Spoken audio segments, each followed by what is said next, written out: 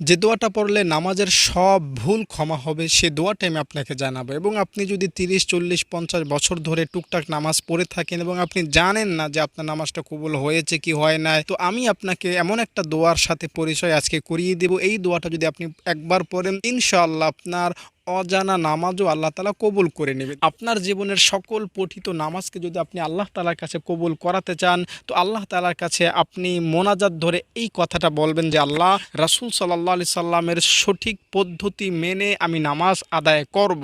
এভাবে যদি আপনি আল্লাহ তাআলাকে কথা দিতে পারেন, তাহলে আপনি অতীত জীবনে যত ভুল করেছেন নামাজে, ইনশাআল্লাহ সেই ভুল করা নামাজও আল্লাহ তাআলা কবুল করে নেবেন। যদিও ইসলামে ভুল নামাজ কবুল হওয়ার কোনো অপশন নাই, কিন্তু রব মহান প্রভু দয়ালু, তিনি কবুল করে নেবেন। দেখুন, একটা যুক্তি দেখাই, একজন মুসলিম যে 50 বছর ধরে নামাজ পড়েন না, তাকে আল্লাহ তাআলা ক্ষমা করতে রাজি। আর আপনি 50 বছর নামাজ পড়েছেন কিন্তু ভুল পড়েছেন, তো আপনাকে আল্লাহ তাআলা কেন ক্ষমা করবেন?